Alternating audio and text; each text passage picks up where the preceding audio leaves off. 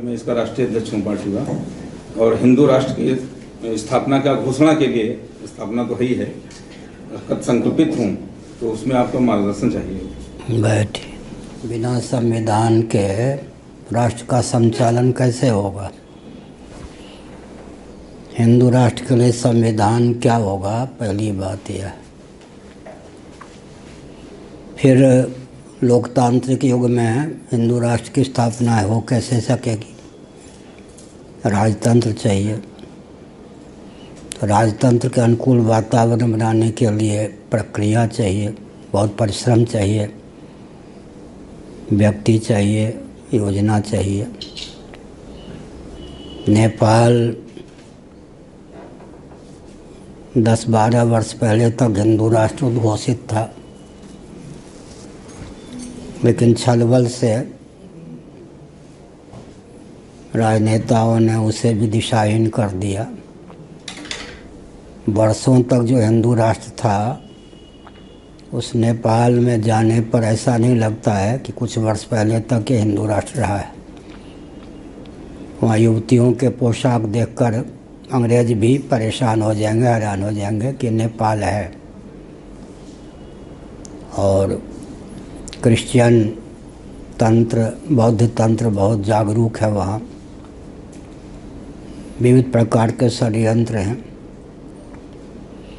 केवल नाम ले लेने से काम नहीं चलेगा, उसके लिए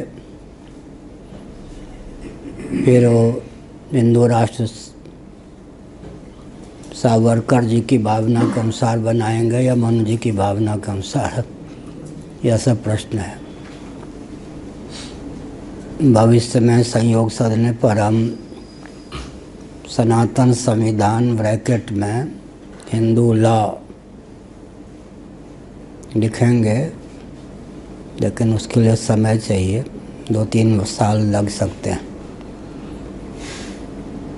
प्रायः हिंदू कहने वाले अपने आप को हिंदुओं के मूल का ही उच्छेद कर रहे हैं।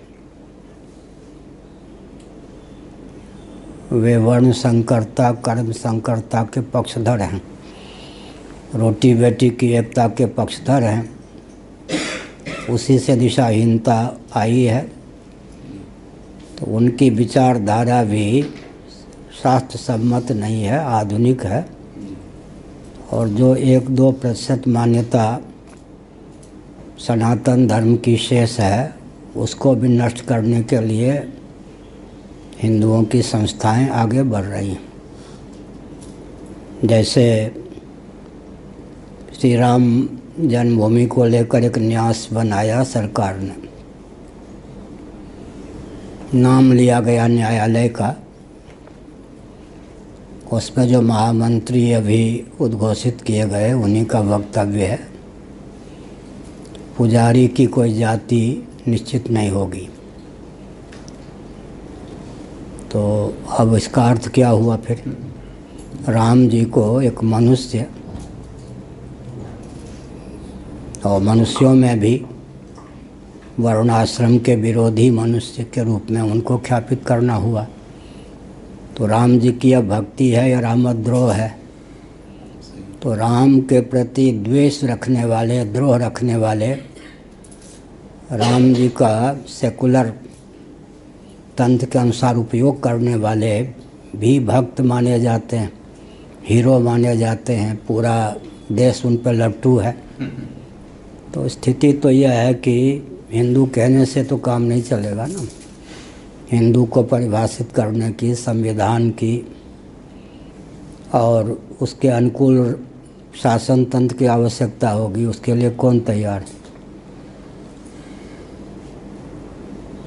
जो अंग्रेजों ने कूटनीति चला दी, उसी का तो सब अनुगमन कर रहे हैं। आरएसएस भी जब किसी पे सन्निपात रोग हो जाता है या किसी पे भूत प्रेत डाकनी शाकनी का आवेश हो जाता है, उस दशा में वह जो बोलता है, उसकी वाणी का प्रयोग करने वाला कौन होता है? जिसका आवेश है।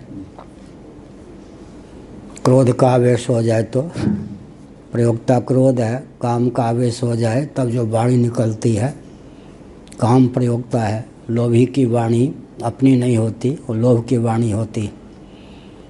तो हिंदू कहने वाले की वाणी भी उस किसकी है, यह विचार करने की।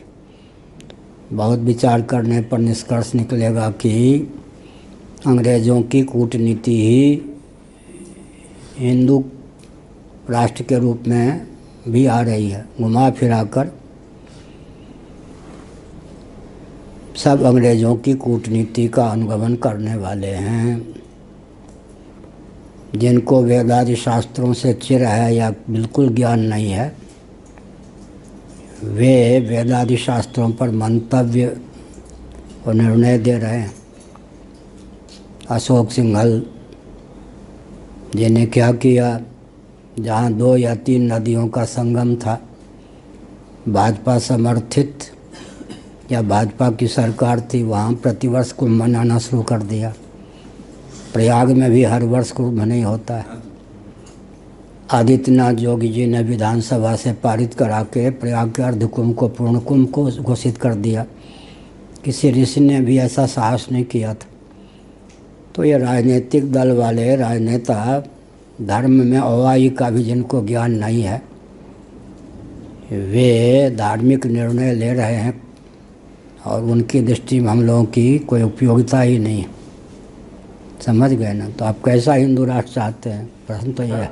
धर्म आधारित जो पहले से राज्य की स्थापना थी, उसी धर्म आधारित जब तक संचालन नहीं होगा, धर्म का अंकुश राज्य पे नहीं होगा, तो देश कभी नहीं बचेगा। कर लिखा है ना, बहुत अच्छे थे। इनके आधार पर हिंदू राष्ट्र बनेगा और धर्म नियंत्रित कैसे होगा? नहीं, वो सोचने की बात है। इनके आधार पर बहुत अच्छे थे, मैं निंदा नहीं करता। इनके आधार पर जो राष्ट्र बनेगा, हिंदू राष्ट्र, वो कैसा होगा? नाम लेने से शास्त्र का या धर्म का काम नहीं चलता ना। धर्म का अध्ययन चाहिए, परंपरा चाहिए, उसकी उपयोगिता का ज्ञान चाहिए ना। मोदी जी के आधार पर जो हिंदू राष्ट्र बनेगा या मोहन भागवत जी के आधार पर वो राष्ट्र क्या होगा, विचार करने की आवश्यकता है। या स्वामी दयानंद जी के आधार पर हिंदू राष्ट्र बन गया, तो वो राष्ट्र हमारे किस काम का होगा? वो राष्ट्र जाएगा कहाँ? विचारणी विषय है। अपने अपने स्थान पे सब ठीक हैं, लेकिन प्रश्न उठता है कि हिंदू को परिभाषित आप किस आधार पर करेंगे? उदारता के नाम पर आपको आज कहना पड़ेगा कि वर्ण निरपेक्ष, आश्रम निरपेक्ष, जाति निरपेक्ष।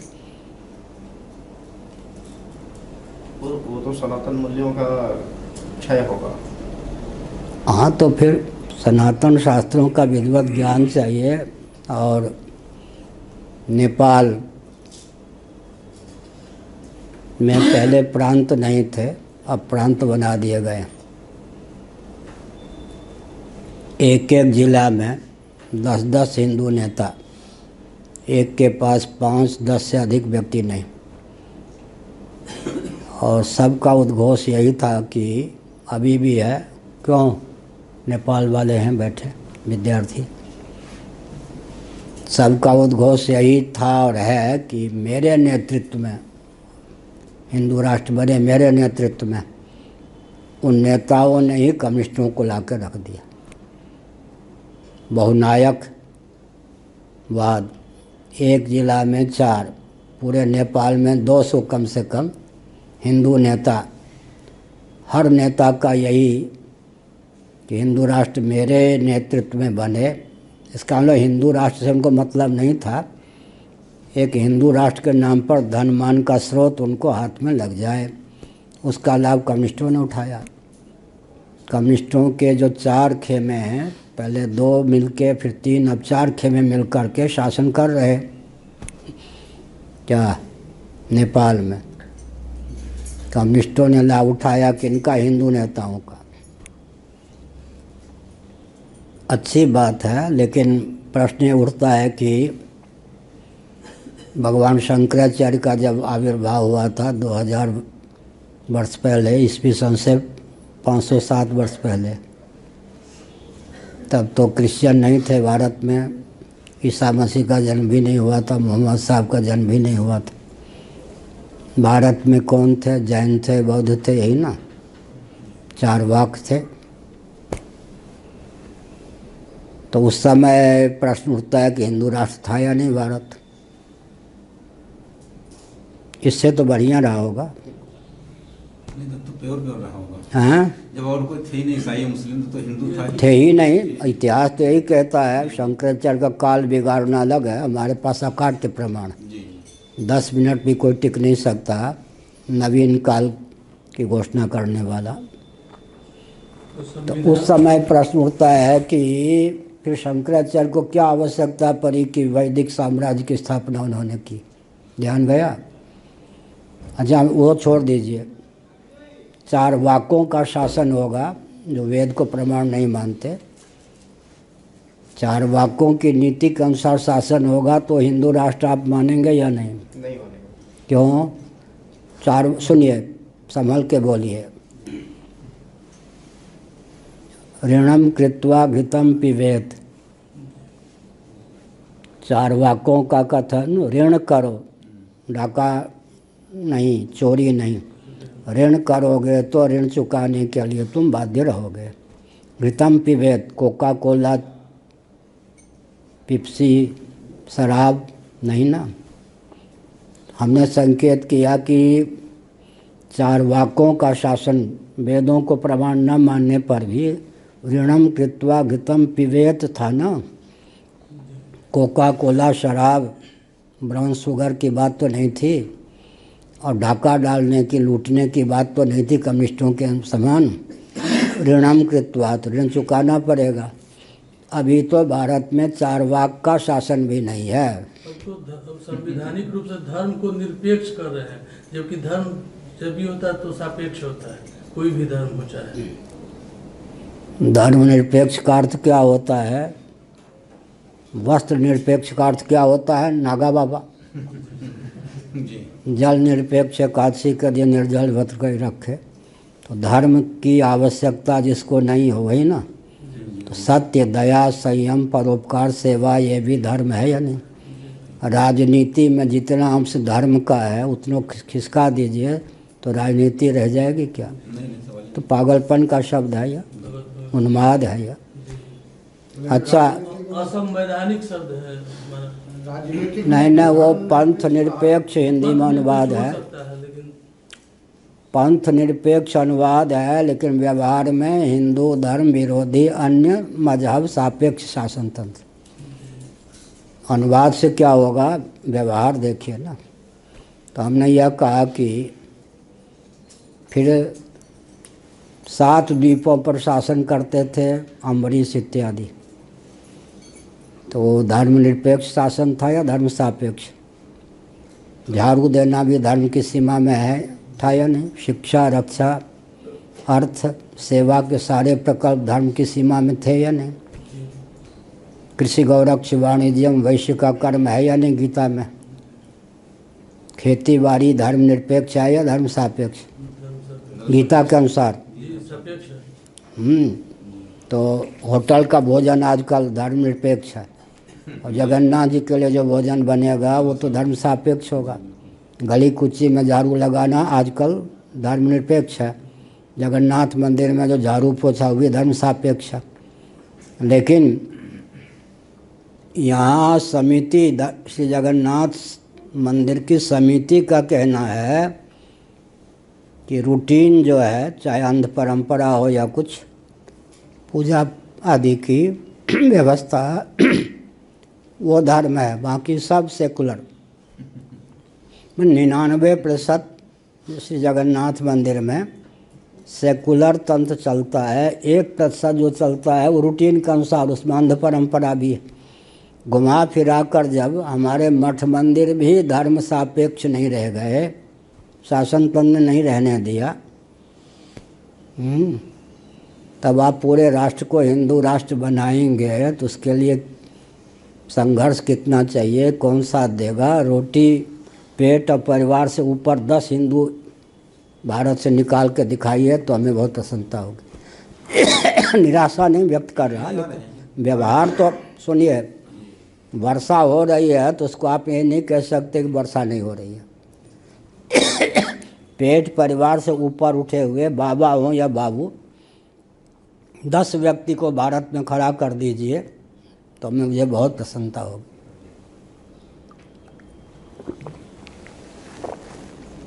पांच ख्याति प्राप्त व्यक्ति संतों से निकाल के खड़े कर दीजिए तो किसी दल के गुप्त या प्रकट एजेंट ना हो, प्रचारक ना। राजनीति ने किसी को बचने दिया, जो उसके प्रचारक नहीं बने उनका दमन होता आज भी। इसलिए लक्ष्य बढ़िया है, लेकिन उसके लिए जो हिंदू राष्ट्र कहते हैं पहले कितना अध्ययन है उनका। श्रेयो ही ज्ञानम अभ्यासात गीता में लिखा है 12वें अध्याय में।